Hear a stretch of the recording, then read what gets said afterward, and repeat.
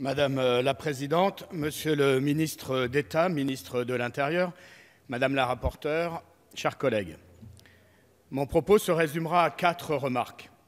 Ma première remarque porte sur un élément de langage cher à la majorité qui tend à affirmer que toutes les politiques mises en place depuis un an correspondent aux engagements du candidat Emmanuel Macron. Or, en l'espèce, et s'agissant de cette loi, ce n'est pas exact.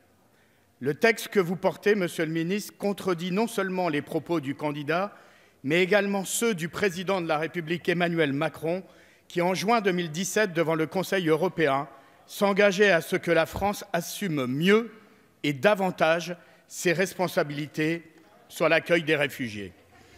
Sur le fond, et c'est ma deuxième remarque, qui rejoint l'avis du Conseil d'État, ce projet de loi est inutile.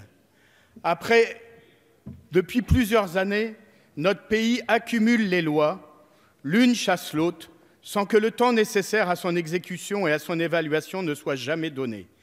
Quel est le but de cette frénésie, si ce n'est à chaque fois, pour chaque gouvernement, de faire des lois purement et exclusivement communicationnelles? Cette incontinence législative a pour effet de saturer le débat public sur un même sujet en flattant les peurs et en encourageant les attitudes de repli. Or, partout en Europe, ces politiques d'apprentis sorciers ont renforcé l'extrême droite. Nous mettons donc en garde le gouvernement et la majorité sur cette tentation de légiférer en permanence sans jamais faire la pédagogie de l'humanisme, qui est la tradition de notre pays, ni de rechercher l'efficacité face aux situations de drame que nous connaissons en de nombreux endroits de notre territoire. Ma troisième remarque concerne notre désaccord sur l'intitulé même du projet de loi qui mêle la question de l'asile à celle de l'immigration. Mesdames, Messieurs, l'asile est un droit fondamental qui obéit à des obligations liées à des conventions internationales auxquelles nous ne pouvons pas déroger. La gestion des flux migratoires est une autre affaire. Elle dépend de la législation dont se dote chaque pays. Elle appartient donc à un tout autre registre. Et la confusion que vous introduisez ici est extrêmement dangereuse à nos yeux. Elle incite à ce qu'une partie de nos concitoyens se détourne d'une tradition d'accueil qui, en plus de constituer un droit fondamental, est un trait d'identité de notre pays et de son histoire et une obligation qui découle des traités que nous avons signés, à commencer par la Convention de Genève. Ma quatrième remarque souligne l'important déséquilibre qui caractérise ce texte. Il réduit les droits et renforce les dispositifs répressifs. Ce déséquilibre manifeste, brandi au nom de l'efficacité, ne trompe pas les acteurs de terrain et fait d'ailleurs l'unanimité contre lui.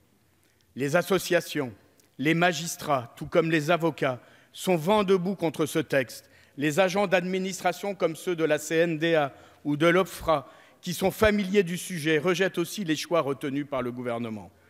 Pareille unanimité devrait vous interroger.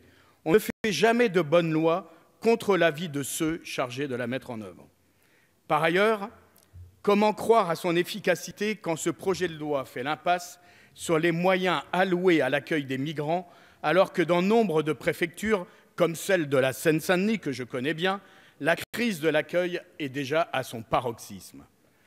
Enfin, et pour conclure, je souhaiterais conclure sur une autre impasse très regrettable de cette loi, celle des milliers d'étrangers en situation irrégulière qui vivent ici, travaillent ici, scolarisent leurs enfants ici.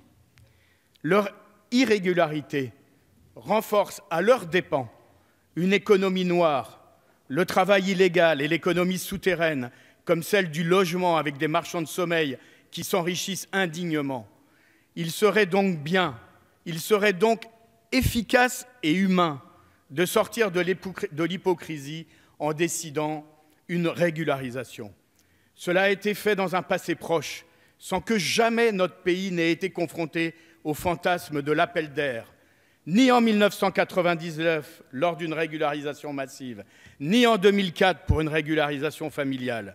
Je vous le demande donc solennellement, permettez à des milliers d'invisibles d'avoir une existence légale, d'avoir accès aux droits et aux devoirs de notre République. Pour conclure définitivement ce propos, les députés communistes, vous l'avez compris, sont en l'état vigoureusement opposés à ce texte.